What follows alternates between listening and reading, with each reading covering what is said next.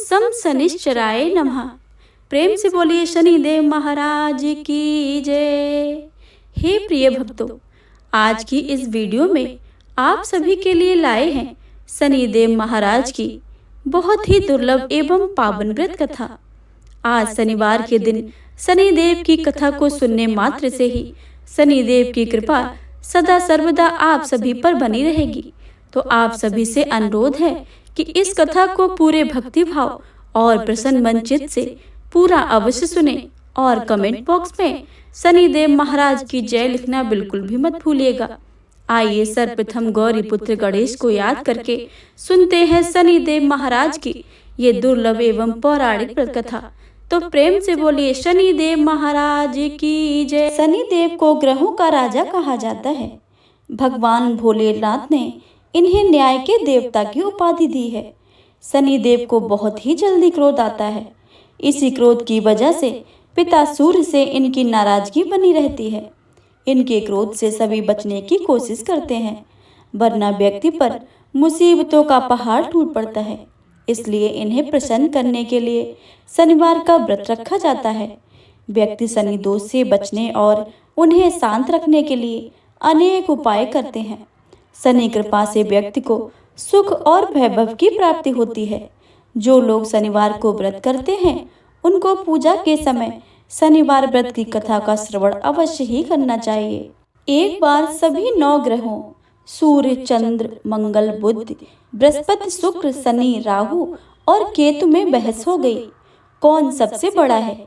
आपस में लड़ने के बाद सभी देवराज इंद्र के पास पहुंच गए।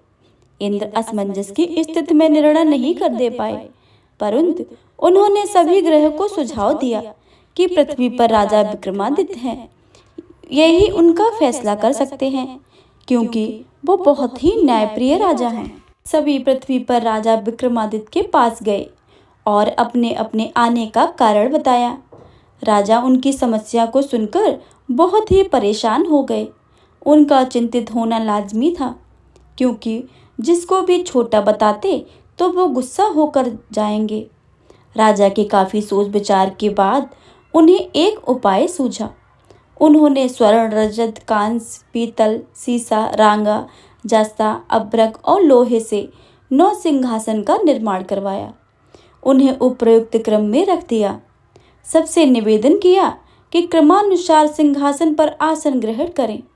शर्त रखा गया कि जो सबसे अंतिम में सिंहासन पर आसन ग्रहण करेगा वही सबसे छोटा माना जाएगा, जिसकी वजह से शनिदेव सबसे बाद में आसन प्राप्त कर सके और सबसे छोटे कहलाए। क्रोध के आवेश में आकर शनिदेव ने सोचा कि राजा ने यह जानबूझकर किया है। कुपित होकर राजा से कहा कि राजा, तू मुझे नहीं जानता है।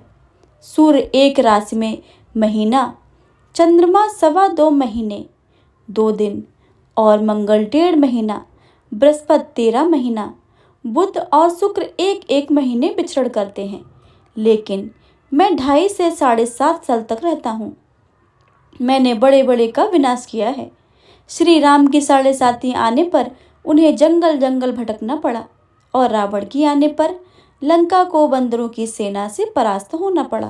क्रोधित शनिदेव ने राजा से कहा कि हे राजा, अब आपको सावधान रहने की जरूरत है। इतना कहकर शनिदेव कुपित अवस्था में वहां से चले गए। समय गुजरता गया और काल चक्र का पहिया घूमते हुए राजा की 7.5 भी आ गई।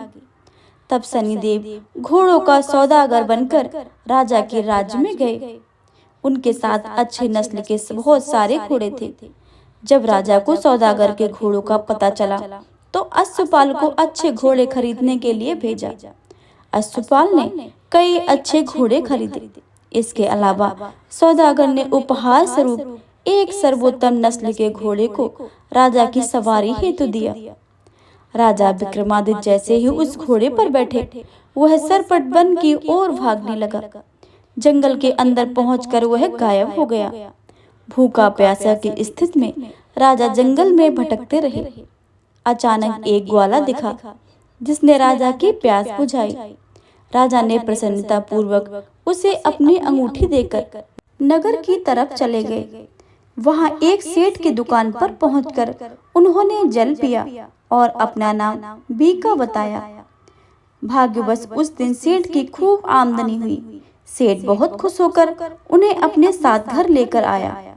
सेठ के घर में खूंटी पर एक हार टंगा था, जिसको खूंटी निकल रही थी। कुछ ही देर में हार पूरी तरह से गायब हो गया। सेठ वापस आया तो हार गायब था। उसे लगा कि बीका ने ही उसे चुराया है। सेठ ने बीका को कोतवाल से पकड़वा दिया और दंड स्वरूप राजा उसे चोर समझकर हाथ पैर कटवा दिए। अपंग अवस्था में उसे नगर के बाहर फेंक दिया गया। तभी वहां से एक तेली निकल रहा था, जिसको बीका पर दया आ गई। उसने बीका की अपनी गाड़ी में बैठा लिया। बीका अपनी जीभ से बैलों को हाँकने लगा। कुछ समय पश्चात राजा की सनी दशा समाप्त हो गई। वर्षा काल आने पर बीका मल्हार गाने लगा। एक नगर की राजकुमारी मनभावनी ने मल्हार सुनकर मन ही मन प्रण कर लिया कि जो भी इस राग को गा रहा है वो उसी से विवाह करेगी। उन्होंने दासियों को खोजने के लिए भेजा, परंतु वापस आकर उन सभी ने बताया कि वह एक अपंग आदमी है। राजकुमारी यह जानकर भी नहीं मानी और अगले दिन ही वह अनशन पर बैठ गई।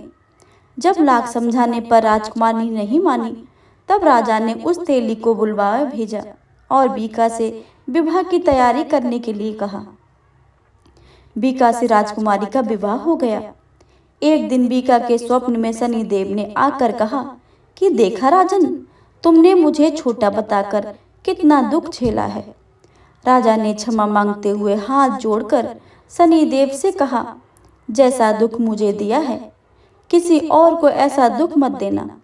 शनिदेव इस विनती को मान गए और कहा कि मेरे व्रत और कथा से तुम्हारे सारे कष्ट दूर हो जाएंगे। जो नित्य नियम मेरा ध्यान करेगा और चींटियों को आटा देगा, उसकी सारी मनोकामनाएं पूर्ण हो जाएंगी। शनिदेव ने राजा को हाथ पैर भी वापस कर दिए। दूसरे दिन सुबह राजकुमारी की आंखें खुली तो वह आश्चर्यचकित हो गई। बीका ने मनभावनी को बताया कि वह उज्जैन का राजा विक्रमादित्य है। मनभावनी खुशी से फूली नहीं समा रही थी। राजा और नगरवासी सभी अत्यंत प्रसन्न हुए। सेठ ने जब यह सुना तो वह पैरों में गिरकर क्षमा मांगने लगा। राजा ने कहा कि यह सभी शनिदेव के क्रोध से हुआ है और इसमें किसी का कोई दोष नहीं है। सेठ ने निवेदन करते हुए कहा कि मुझे शांति तभी मिलेगी जब आप मेरे घर चलकर भोजन करेंगे। सेठ ने कई प्रकार के व्यंजनों से राजा का सत्कार किया। जब राजा भोजन कर रहे थे तभी जो अंगूठी हार निकल गई थी वही अब उसे उगल रही थी। सेठ ने अनेक मोहरें देकर राजा को धन्यवाद किया और अपनी कन्या श्री कुंवरी से पाणी ग्रहण का निवेदन किया। राजा ने शहर स्वीकार कर लिया। राजा अपनी दोनों रानियों मनभावनी और श्री कुंवरी को लेकर उज्जैन नगरी लौट आए। सारे नगर में दीपमाला और खुशी मनाई गई। राजा ने घोषणा करते हुए कहा कि मैंने शनिदेव को सबसे छोटा बताया था, लेकिन असल में वह सर्वोपरि है। तब से सारे राज्य में शनिदेव की पूजा और कथा नियमित होने लगी। सारी प्रजा के बीच खुशी और आनंद का वातावरण बन गया। शनिदेव के व्रत की कथा को जो सुनता है, पढ़ता है और कहता है, उसके सारे कष्ट शनिदेव दूर कर देते हैं। तो प्रेम से बोलिए शनिदेव महाराज की जय। ओम शनिश्चराय नमः। प्रिय श्रोताओं, अब आप सभी सुनेंगे शनिदेव और शंकर भगवान की कथा। शनिदेव से संबंधित एक पौराणिक कथा के अनुसार एक समय शनिदेव भगवान शंकर के धाम हिमालय पहुँचे। उन्होंने अपने गुरुदेव भगवान शिव को प्रणाम कर उनसे आग्रह किया, हे प्रभु, मैं कल आपकी राशि में आने वाला हूँ, अर्थात मेरी वक्र दृष्टि आप पर पड़ने वाली है। शनिदेव की बात सुनकर भगवान शंकर हतप्रभ रह गए और बोले, हे शनिदेव, आप कितने समय तक अपनी वक्र दृष्टि पर मुझ पर रखेंगे? शनिदेव बोले, हे नाथ, कल सवा प्रहर के लिए आप मेरी वक्र दृष्टि में रहेंगे। शनिदेव की बात सुनकर भगवान शंकर चिंतित हो गए और शनि की वक्र दृष्टि से बचने के लिए उपाय सोचने लगे। शनि की दृष्टि से बचने हेतु अगले दिन भगवान शंकर मृत्युलोक आए। भगवान शंकर ने शनिदेव और उनकी वक्र दृष्टि से बचने के लिए एक हाथी का रूप धारण कर लिया। भगवान शंकर को हाथी के रूप में सवा प्रहर तक समय व्यतीत करना पड़ा तथा शाम होने पर भगवान शंकर ने सोचा, अब दिन तो बीत चुका है और शनिदेव की दृष्टि का भी उन पर कोई असर नहीं हुआ है। इसके उपरांत भगवान शंकर पुनः कैलाश पर्वत पर लौट आए। भगवान शंकर प्रसन्न मुद्रा में जैसे ही कैलाश पर्वत पर पहुंचे, उन्होंने शनिदेव को उनका इंतजार करते पाया।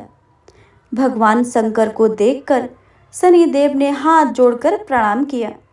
भगवान शंकर मुस्कुराकर शनिदेव से बोले, आपकी दृष्टि का मुझ पर कोई असर नहीं हुआ है। यह सुनकर शनिदेव मुस्कुराए और बोले, मेरी दृष्टि से ना तो बच सकते हैं और ना ही दानव, यह तक कि आप भी मेरी दृष्टि से बच नहीं पाए। यह सुनकर भगवान शंकर आश्चर्यचकित रह गए। शनिदेव ने कहा, मेरी ही दृष्टि के कारण आपको सवा प्रहर के लिए देव योनि को छोड़कर पशु योनि में जाना पड़ा। इस प्रकार मेरी वक्र दृष्टि आप पर पड़ गई और आप इसके लिए पात्र बन गए। शनिदेव की न्यायप्रियता देखकर भगवान शंकर प्रसन्न हो गए और शनिदेव को हृदय से लगा लिया। प्रिय श्रोताओं, तो प्रेम से बोलिए शनिदेव महाराज की जय। प्रेम से बोलिए गणेश भगवान की जय। भगवान श्री गणेश से शनिदेव की नज़र से भी बच नहीं सके थे और उन्हें भी शनिदेव की वक्र दृष्टि का सामना करना पड़ा था। ब्रह्म वैवर्त पुराण के अनुसार माता पार्वती ने पुत्र प्राप्ति के लिए पुण्यक नामक व्रत था, जिसके फलस्वरूप भगवान विष्णु ने उन्हें गर्भ से बालक रूप में जन्म लिया। जन्म के पश्चात सभी देवी देवता शिव पार्वती को बधाई देने और बालक गणेश को आशीर्वाद देने के लिए बारी बारी उपस्थित हुए, परंतु शनिदेव ने बालक गणेश को ना तो देखा और ना ही उनके पास गए। माता पार्वती को यह बात अपने पुत्र को अपमान लगी और वो रुष्ट हो गई। दरअसल पार्वती जी को शनिदेव की पत्नी द्वारा दिए गए श्राप के बारे में पता नहीं था कि उनकी दृष्टि पड़ते ही हानि हो सकती है। उन्हें लगा कि शनि उनके पुत्र का अपमान कर रहे हैं। उन्होंने कहा कि सूर्यपुत्र अपनी गर्दन क्यों झुक रखी है, मेरे व मेरे पुत्र की ओर तो देखो, तुम मेरे पुत्र को देख क्यों नहीं रहे हो। इस पर शनिदेव ने कहा कि माते, मेरा नहीं देखना ही अच्छा है, क्योंकि सभी प्राणी अपने अपने करने का फल भोगते हैं।